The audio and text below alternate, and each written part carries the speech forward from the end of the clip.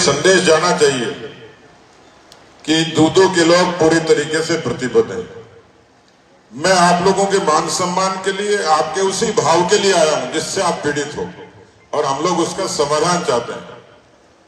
क्योंकि ये बार बार की प्रैक्टिस जो होती है ना, इसको दूर करना है राजस्थान में भी, और इसके लिए जरूरी है कि 23 में भारतीय जनता पार्टी की सरकार पूरे बहुमत के साथ आए, और उसके बाद लंबे समय तक हम राजस्थान के लिए लोक कल्याण का काम करेंगे। लंबे समय तक बीजेपी रहेगी, इसका प्रमाण मेरे पास है। तलवार कहां गई? तलवार थी नहीं, कोई ले तो नहीं गया? उस तलवार पे लिखा है, मुझे जो भेंट करी, मेरी नजर पड़ गई इसलिए आपको बता रहा हूं। उस पे लिखा है सिरोही की प्रसिद्ध तलवार, 100 साल की गारंटी। तो मजबूती से लगे रहे तो मैं गारंटी देता हूं कि भारतीय जनता पार्टी दूधू से लेकर राजस्थान तक 100 साल तक राज करेगी, 100 साल तक। अब इसमें हमेशा तो कोई रहेगा नहीं। अगर खुद हंस रहे जैसे तो खुद रहेंगे, लेकिन 100 साल की गारंटी का मतलब यह है कि हमको 100 साल तक इसलिए गारंटी है कि जैसे सिरोही की तलवार में प्रसिद्ध लिखा है 100 साल की गारंटी लिखी है, वो इसलिए है कि यहां आपके पास में एक ऐसा नेता है, ऐसा स्वाभिमानी नेता है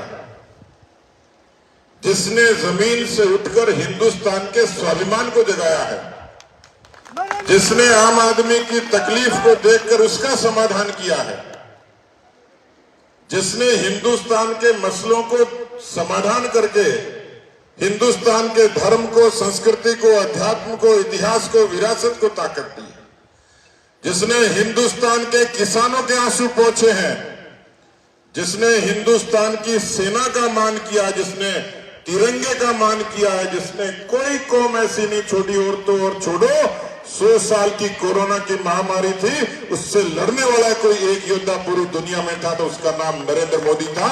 आप सब सुरक्षित बैठे उसके कारण। इसलिए नेता जब मजबूत होता है, संगठन जब मजबूत होता है, जमीन जब मजबूत होती है, जमीर जब मजबूत होता है, तो उसकी गारंटी 100 साल की नहीं, सहस्त्रों सालों की कोई भी दे सकता है। इसलिए ये आपके लिए स्वाभिमान का मुद्दा है, जो भारतीय जनता पार्टी का काम करते हैं, जो भारतीय जनता पार्टी का झंडा थामते हैं।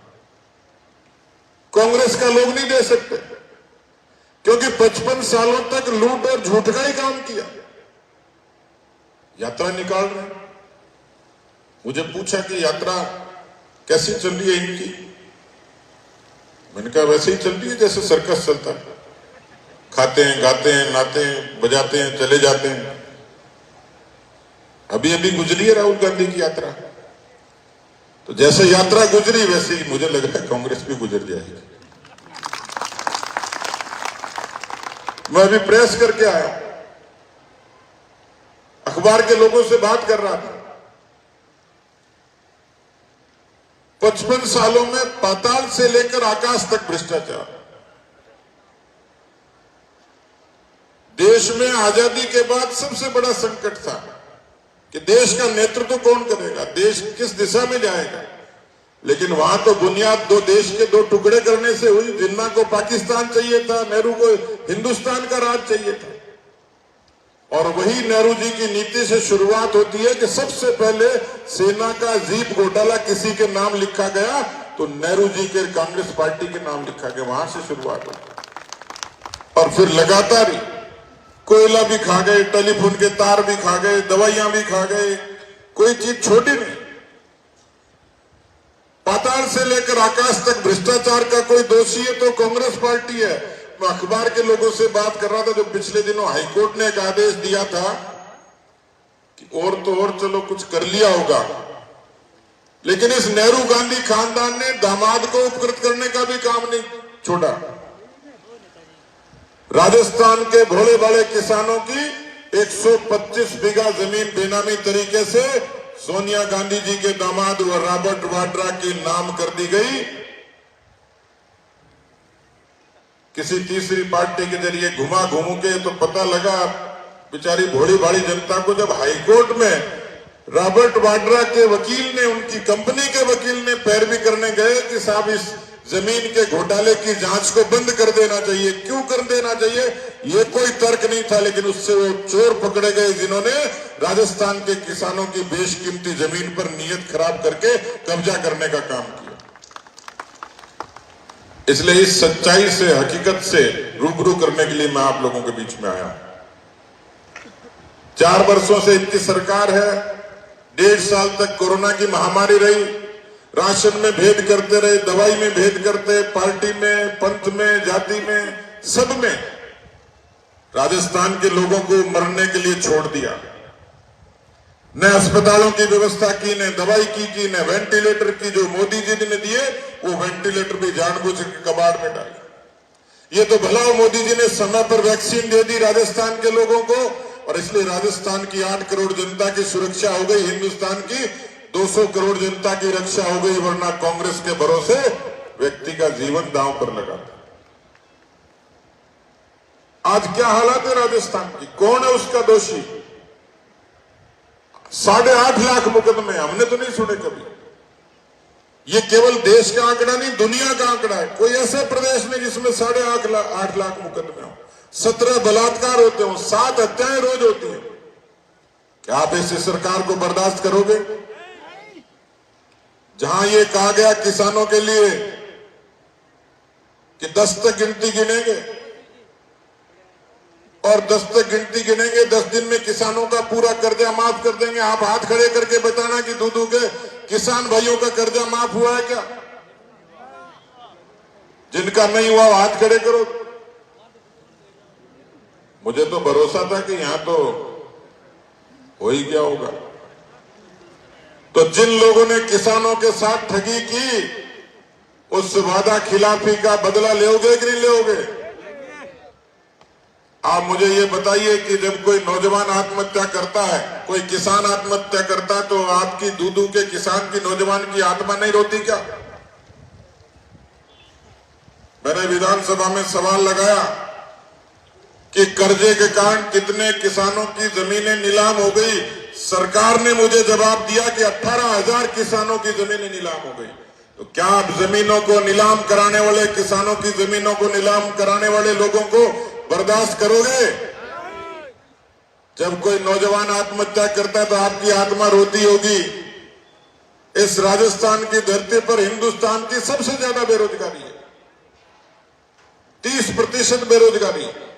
70 लाख बच्चों ने परीक्षा दी है। नौकरी का आंकड़ा 1 बताते हैं, उसमें भी पर्चे लीक हो जाते हैं। क्या आपकी आत्मा रोती नहीं होगी कि जब कोई गरीब माँ बाप, किसान, मजदूर पेट काट कर कोचिंग के लिए भेजता होगा, और वो बच्चा जब परीक्षा के केंद्र पे जाता होगा, पता लगे कि अशोक गहलोत की सरकार की नकल माफियाओं ने पर्चे लीक कर दिए, तो क्या पर्चा लीक करने वाली सरकार को आप बर्दाश्त करोगे क्या? 2023 का सही मौका है कि जब पर दूधू से लेकर दूर दूर तक 200 विधानसभा क्षेत्रों में कांग्रेस पार्टी से इस नकल लीक के पाप का बदला लिया जाए। 12 किलोमीटर पर भ्रष्टाचार, कानून व्यवस्था का आपको बताया, कर्जा माफी का बताया, बेरोजगारी का बताया, और तो और अस्पताल बीमार है, अस्पताल में डॉक्टर नहीं, स्कूल में मास्टर नहीं। और इस बार मैं तो कहता हूं कि ये कई बार पिछली सरकार बचाई बीएसपी ने, बहुमत नहीं था कांग्रेस को, 99 सीटें आई थी, 6 बीएसपी के हाथे यो के खा गए। दुनिया में ऐसा आजमा कहीं नहीं देखा मैंने। 6 बहुजन समाज पार्टी के हाथी खा गए वो ये मुख्यमंत्री। अब वो जादूगर हैं तो खा सकते हैं, आप तो 4 बाटी खा लो तो भी आपको दिक्कत हो जाती है। 6 हाथी खाए, 13 निर्दलियों को। अब क्या डील हुई भगवान जाने। इन लोगों ने सरकार बचाई, लेकिन बीएसपी ने सरकार बचा दी होगी, पर इस बार की बीएसपी कांग्रेस पार्टी के खात्मे का कारण बनेगी। वो बीएसपी है बिजली, सड़क और पानी चाहे दूदू में हो चाहे राजस्थान के हर हिस्से में हो, ये बीएसपी इस बार अशोक गहलोत और कांग्रेस पार्टी को पक्का ही खाएगी और परमानेंट खाएगी। इसने तो टेम्परेरी राज चला है। ये कहते हैं हमारे घर का झगड़ा है। अब किसी के घर में पति पत्नी लड़ लें और बेलन पड़े पड़ोसी के सिर पे, तो वो ये कह सकते हैं कि हमारे घर का झगड़ा है। घर का झगड़ा तो पर पड़ोसी के सिर क्यों फोड़ रहे हो? पिछले 4 साल से किस्सा कुर्सी का चल रहा है। इसको बनाएंगे, इसको हटाएंगे, इसने दगाबाजी कर दी, ये गद्दार है, ये नकारा निकम्मा। 4 साल तो इसे भी निकाल दिया। अरे तुम लोग हो गद्दार, नकारा, निकम्मा, जिसने राजस्थान की जनता के साथ अन्याय किया और 4 साल तक राजस्थान की शुद्ध बुद्ध नहीं ली। तो तुम तो नकारा और निकम्मों को शब्दों से काम चला सकते हो। दूदू की जनता तो ऐसे नकारा, निकम्मे, गद्दार लोगों को ऐसी छाप लगाएगी, इस बार इतने बटन दबाएगी, मशीन गर्म हो जाएगी, कांग्रेस भाग जाएगी। मैं इसलिए आप सब लोगों को निवेदन करना है, मंच पर बैठे लोगों की साक्षी में थोड़ी और ताकत इकट्ठी करो। ये जनाक्रोश यात्राओं के माध्यम से, ये राहुल गांधी की यात्रा की तरह सर्कस नहीं था। हम 2 करोड़ लोगों तक गए, उनके घर तक गए, दरवाजे तक गए, इन सब गद्दारों के काले चिट्ठे लेकर गए और गांव गांव चौपाल चौपाल गए। 62,000 सभाएं करी हैं आपकी इस तरीके की। 62,000, 2 करोड़ लोगों तक गए। 1,15,000 किलोमीटर चले हम लोग। ये सिर्फ आप लोगों के लिए था कि राजस्थान में इस पापी सरकार से पीछा छूटे और राजस्थान के नवनिर्माण के लिए भारतीय जनता पार्टी का राज स्थापित हो। मोदी जी के नाम और काम से लेकर ये डबल इंजन की सरकार राजस्थान के किसानों के लिए, नौजवानों के लिए, महिलाओं के लिए बदलाव का काम करे। मैं तो इतना ही कह सकता हूं, एक साधारण किसान के घर में पैदा हुआ एक साधारण कार्यकर्ता की तरह अपना जीवन शुरू किया। मैं उनकी तरह सियासी पाखंड नहीं करता। मैं जो कहूंगा वो करके बताऊंगा। पार्टी की जिम्मेवारी है और इसलिए कार्यकर्ताओं का मान सम्मान और जनता का लोक कल्याण ये भारतीय जनता पार्टी का एजेंडा है। हम इस घोषणा पर, इस एजेंडे पर, इस वचनबद्धता पर, प्रतिबद्धता पर संकल्पित होकर काम करेंगे। राजस्थान की 8 करोड़ जनता के लिए राजस्थान में वो संभावनाएं जो गुजरात में है, वो संभावनाएं जो मध्य प्रदेश और महाराष्ट्र में है, वो संभावनाएं जो हरियाणा में है, राजस्थान किसी से कम नहीं है। मैं आपको भरोसा देता हूं कि 2023 और 23 के बाद राजस्थान हिंदुस्तान की आंख में आंख मिलाकर प्रगति के पथ पर चलेगा, आगे चलेगा। आप सब लोगों के आशीर्वाद की जरूरत है। हमको आशीर्वाद दीजिए, साथ दीजिए।